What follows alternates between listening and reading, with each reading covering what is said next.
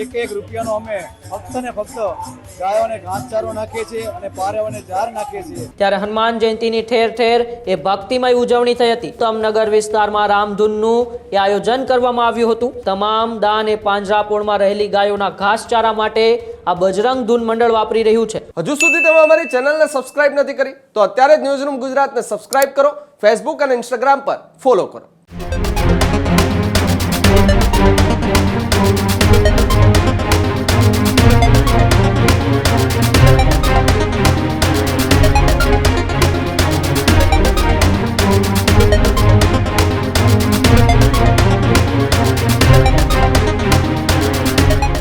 સમાચારોમાં આગળ વાત કરીએ તો ગઈકાલે હનુમાન જયંતીની રાજ્યની અંદર એ ઠેર ઠેર જગ્યાએ ભાવ ભક્તિથી ઉજવણી કરવામાં આવી હતી। હજારો શ્રદ્ધાળુઓ પોતાની શ્રદ્ધા અને આસ્થા સાથે હનુમાન જયંતીની ઉજવણી કરી હતી। ત્યારે હનુમાન જયંતીની ઠેર ઠેર એ ભક્તિમય ઉજવણી થઈ હતી। અમદાવાદના પણ અનેક વિસ્તારોમાં ભવ્ય રીતે હનુમાન જયંતીની ઉજવણી થઈ હતી। ત્યારે ઉત્તમનગર વિસ્તારમાં રામધૂનનું એ આયોજન કરવામાં આવ્યું હતું। જગદીશ પાર્ક સોસાયટીમાં રામધૂનનું આયોજન થયું હતું। શ્રી બજરંગ ધૂન મંડળ દ્વારા આ આયોજન ધૂનનું કરવામાં આવ્યું હતું।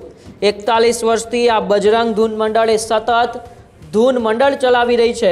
તમામ દાન એ પાંજરાપોળમાં રહેલી ગાયોના ઘાસચારા માટે આ બજરંગ ધૂન મંડળ વાપરી રહ્યું છે। 86 થી વધુ સભ્યો આ ધૂન મંડળ સાથે જોડાયેલા છે। ત્યારે તમામ સભ્યો ઉત્સાહ સાથે આ દરેક એ હિન્દુ ધર્મના તહેવારો પણ ઉજવતા હોય છે। ત્યારે ગઈકાલે હનુમાન જયંતીને લઈને પણ ઉત્તમનગર વિસ્તારમાં આવેલી એ જગદીશ પાર્ક સોસાયટીની અંદર રામધૂનનું આયોજન કરવામાં આવ્યું હતું ને ભારે ઉત્સાહ સાથે એ બજરંગ ધૂન મંડળના સભ્યોએ સૌ લોકોને રામધૂનનો એ લાહો પણ આપ્યો હતો। ત્યારે આ ધૂન મંડળને લઈને કેટલા વર્ષથી ધૂન મંડળ ચાલે છે, 86 થી વધુ સભ્યો પણ જોડાયેલા છે। ત્યારે ધૂન મંડળ અને ધૂન મંડળમાં આવતા દાનને લઈને તેના સભ્યોએ શું કહ્યું આપણે તેમને જ સાંભળીએ। અમારું આ બજરંગ ધૂન મંડળ આવી રીતે છેલ્લા 41 વર્ષથી ચાલે છે। એની અંદર અમારો કોઈ ચાર્જ નથી, ફક્ત 5.25 રૂપિયા અને એક શ્રીફળ આપે તો પણ અમારું બજરંગ ધૂન મંડળ સ્વ ખર્ચે અમદાવાદની અંદર ગમે તે સ્થળે જતું હોય છે અને પાંજરે જઈ અને જે કંઈ પૈસા આવતા હોય એક એક રૂપિયાનો અમે ફક્ત ને ફક્ત ગાયોને ઘાસચારો નાખીએ છીએ અને પારેઓને ઝાર નાખીએ છીએ। આ બે જ કાર્ય કરીએ છીએ, એ સિવાય ક્યાંય અમે રૂપિયો વાપરતા નથી। આ બજરંગ ધૂન મંડળ આવી રીતે 41 વર્ષ આજે પૂરા કરે છે અને 42 વર્ષમાં પ્રવેશ કરે છે।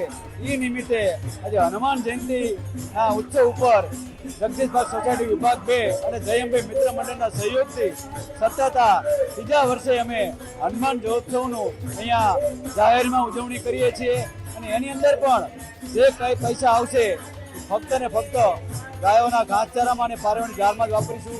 ઘાસચારો પણ અમે ધાંગધ્રા, ધોલેરા, રાજકોટ, લીંબડી, ચુડા, રાણપુર, ધંધુકા, ધોલેરા વગેરે બળદ આશ્રમમાં રાજકોટમાં નાખીએ છીએ અને જામકંડોળા સુધી પણ અમારો બજરંગ ધૂન મંડળ ઘાસ નાખવા માટે જતું હોય છે। પણ અમારા ધૂન મંડળનો નિયમ છે સાહેબ કે અમારા ધૂન મંડળનો કોઈ પણ સભ્યો ઘાસ નાખવા માટે જાય તો પણ એને સ્વ ખર્ચે જવું, પોતાની ચા પીવાની, પોતાનો નાસ્તો કરવાનો અને પોતાનું ભોજન લઈ અને ઘાસચારો નાખવા માટે જવાનું એવો આ ધૂન મંડળનો એક નિયમ છે। અને આવી રીતે આ ધૂન મંડળ અમદાવાદની અંદર ગમે તે સ્થળે જાય છે। આની અંદર અમારી જે સાઉન્ડ સિસ્ટમ છે એનો પણ અમે અમારા પોતાના પૈસાનું વસાયેલું છે, એ રૂપિયો પણ અમે આમાંથી લેતા નથી। અને કદાચ સાઉન્ડ સિસ્ટમની અંદર કાંઈ પણ ફોલ્ટ આવે કે અમારા મંજીરા લેવાના થાય, કડતાલ લેવાની થાય, સહાય પુરાવાની થાય તો પણ આ બજરંગ ધૂન મંડળ સભ્યો પોતે એ ખર્ચો ઉઠાવે છે। એટલે આની અંદર અમે એમ કહી શકીએ કે છેલ્લે કદાચ આરતી અમે કરીએ અને આરતીની અંદર કોઈ 10 રૂપિયા મૂકે તો એ 10 રૂપિયા પણ ઘાસચારામાં અને પારેવાની ઝારમાં જ વાપરીએ છીએ। અને આવો અમે સતત 41 વર્ષથી કરીએ છીએ અને આ અમારું એવું ત્રીજું વર્ષ છે કે અમે સતત લાગત 3 વર્ષથી 10 થી 12 લાખનો ઘાસચારો અને 1 થી 1.5 લાખની પારેવાને ઝાર નાખતા આવીએ છીએ। અને આવું કાર્ય કરી અને અમને જે આનંદ મળે છે ખરેખર એક અનેરો આનંદ છે। તમે પણ અમારા ધૂન મંડળની અંદર આવો આનંદ લેવા માટે અને બજરંગ ધૂનમાં જોડવા માટેનો કોઈ ચાર્જ નથી, ફક્ત એક જ ચાર્જ છે કે તમારે આવવું હોય તો સ્વ ખર્ચે આવવું પડે અને તમારે કે અમે આ પાંજરાપુર સુધી જાઓ તો પણ સ્વ ખર્ચે જવાનું. બોલો શ્રી રામચંદ્ર ભગવાન કી જય. હજુ સુધી તમે અમારી ચેનલને સબસ્ક્રાઇબ નથી કરી તો અત્યારે જ ન્યૂઝરૂમ ગુજરાતને સબસ્ક્રાઇબ કરો, ફેસબુક અને ઇન્સ્ટાગ્રામ પર ફોલો કરો.